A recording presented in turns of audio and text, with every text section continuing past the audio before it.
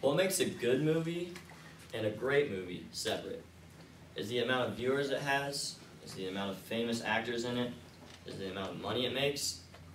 What I think is that a great movie, separate from a good movie, has attention-getting action scenes, a standout storyline, and a unique, ironic ending.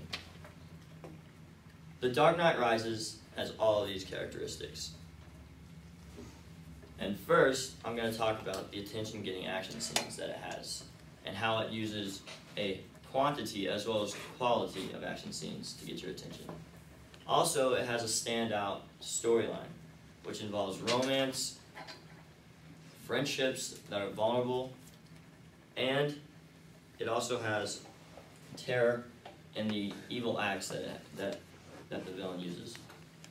Also, it has a unique and ironic ending, unlike any other movie, that'll keep you guessing until literally the very end of the movie.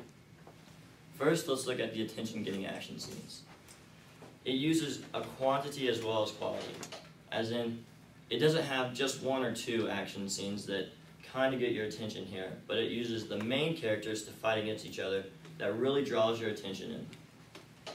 It also uses quality, because it's not just a 1-minute fight scene with a couple kicks and punches, but it's a lot of unique characteristics in a fighting scene that you won't find in any other movie. It also uses a large battle scene between the good cops that are numerous and also the evil villains that are very numerous, which involves a very quantitative battle. It also uses a standout storyline.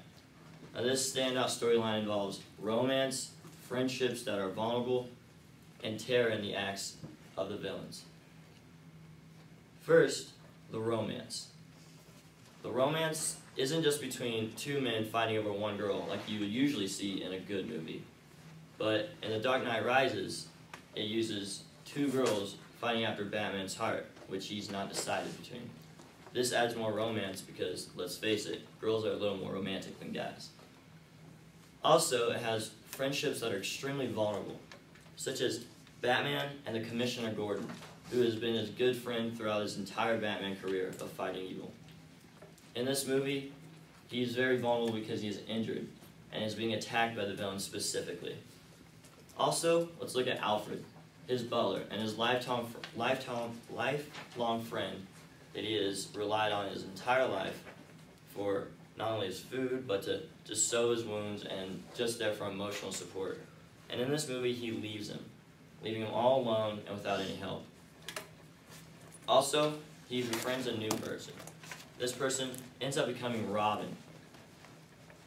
And this person uses not only his trust in Batman, but also just the friendship and the commonalities that they're both orphans.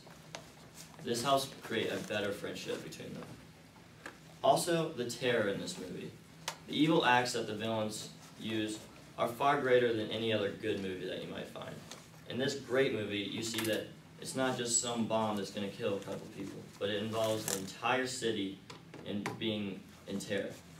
That helps create a little more attention and is a little standout from a good movie.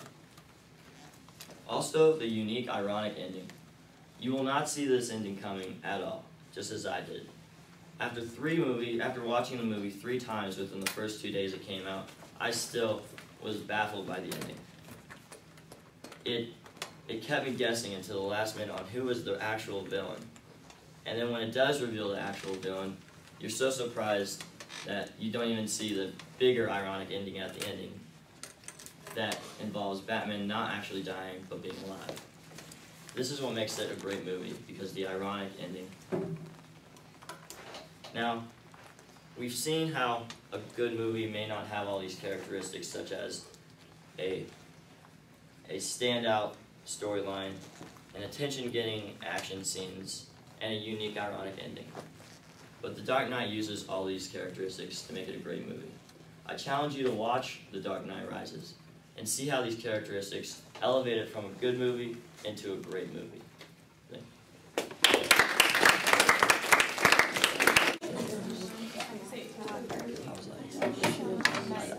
Thank you. Whenever you're ready. Alright. The Godfather is a 1972 movie that takes place in the 40s and 50s in New York City. It's mainly about the Corleone family, which is one of the 5 mob families of New York City. And they operate through organized crime, gambling, casinos, that sort of thing. This movie is overall an outstanding movie. Although it's very old, it's still one of few movies who received all positive reviews by all 74 critics, which is amazing.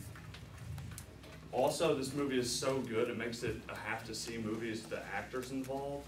It uses actors such as Robert Duvall, Al Pacino, James Caan, Marlon Brando, which all, some of them started their fame in this movie, but many of them were already around for a while. The storyline is also amazing. It starts out with Michael Corleone, which is the son of the Don, and the Don in a mob family is the head, the highest of the family, the leader of the family. So Michael is the son of the Don, and he comes back from World War II, and is completely against the family business. He doesn't want anything to do with mob or crime or anything. Another great thing about it is just the whole way it was directed. The music chosen, the lights used, the cinematography just gives it a great feeling. You just want to watch more of it. And also the awards won.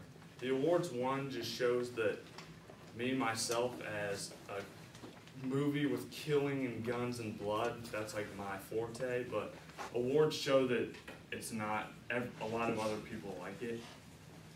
So, back to the actors. The actors in this movie is just like one of the greatest casting crews ever assembled is what critics say. Robert Duvall, you might know him, he's in movies such as like Secondhand Lions, Gone in 60 Seconds, and he's won many awards. He's won an Academy Award, 2 Emmys, 4 Golden Globes, and an Academy Award is the highest you can get, so you gotta be pretty good to get one of those. James Caan won multiple best second starring actors, and he kind of started off with this with The Godfather. Marlon Brando, which plays the Don in the movie, became one of the most renowned characters ever in any movie just by sticking some cotton balls in his lips, and just played like an amazing Don. And they say that he's one of the best characters ever in any movie.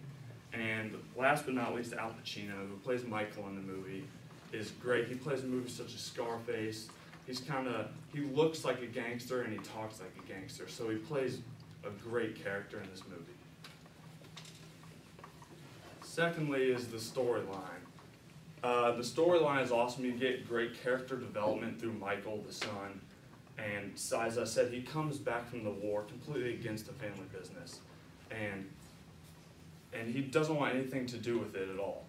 But when his father gets murdered, that's when he's just like, I want revenge, I want to do something about this.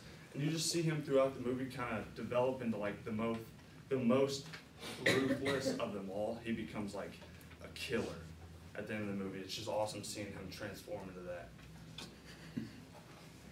And the sounds and the music, that kind of ties in with the storyline. It just, the way the director incorporated like the type of music it is, just the atmosphere, it really makes you feel like you're sitting in the room with all of them, just listening to them, and it's just gives you a good feeling. And although the first movie is kind of slow, it just, you still want to just sit there and listen to it because it's interesting, it like intrigues you. And last, the awards. The awards it won are just, as I said, it makes you realize like a lot of different people like this movie. You may not like gore and all that stuff, but I can tell you a lot of people that don't like that have seen this movie and love it. It gives you, it's something you have to do it before you die. You have to see this movie before you die. It's just outstanding. So overall, this is my favorite movie, I can tell you. Part 1 and Part 2 are my favorite movies of all time. And the movie itself won 3 Academy Awards and was nominated for 8 more, which is amazing. And I can just tell you that The Godfather, you just gotta give it a chance, and maybe it'll be your favorite movie.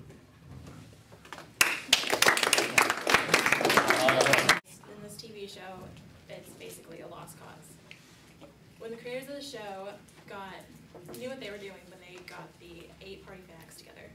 When you add a stupid amount of alcohol to already thinking impaired people, that is a recipe for television gold. So all of those morals, so the partying, the drinking, the fighting, and the bad attitudes on that show, it's enough to make you wonder, when is enough enough? So this summer I had the deadly combo of a Netflix subscription and way too much time, and I watched every episode of Jersey Shore, and I found out through that the show is a whole lot raunchier than I originally had thought. Through that, I came to the conclusion that usually I would think that the intended audience was not watching, and that the audience way much younger than intended or should be allowed was watching. And obviously, older teens and younger teens older teens are not as easily persuaded as the teens still growing into themselves. So they were more easily persuaded to do what they see and on the show and behave how they saw.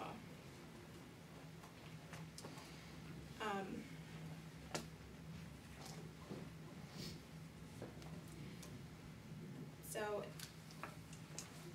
if you were to watch that show, I would not think of any part I would want to watch with my parent whatsoever. And I imagine an 8th grader coming home from school and turning on their TV and turning it to Jersey Shore, and I imagine what they see and how they're processing that, and it's just kind of frightening because often they imitate what they see, and it's just bad. So there's an argument between what should and shouldn't be allowed on TV, and some say, even when we were younger, there was a box in the left-hand corner of the screen that had the suggested age of who should be watching, and I know everybody in here probably wasn't honest at one point and watched and stayed, even if they were too young. So between that, there is argument of it just being plain morally wrong, or the people who say it's fine, they'll find out eventually. But is it really fair to them or the rest of the world to let them see that so early? So even though I like to indulge in Jersey Shore every now and again, I still think it should be removed from TV because it's better for humanity and the younger kids. So when there's so many negatives, and when there's so many negatives in that show, it's hard to find all the positives, which there's basically no positives. And all in all, if you think about it, what does Jersey Shore really contribute to society, besides making you feel better about yourself, not being a hot mess, and giving you temporary enjoyment? If you were a parent, and you went into your kid's room and you saw that your child was watching scandalous dancing and people knocking back shots, I don't think that's the message you would want to send to your adolescent child. And once they see that, it's engraved into them, and they grow up into adulthood with that attitude, and they end up having that mentality a lot through their life. And I don't want to be in a world where there's the cast of Jersey Shore around me all the time. Taking Jersey Shore off the air would be beneficial, and it's a shame that old shows like I Love Lucy or The Andy Griffith Show or even SpongeBob SquarePants aren't more watched in general by the younger generations, because in that show there's always a moral found. It's centered around values, and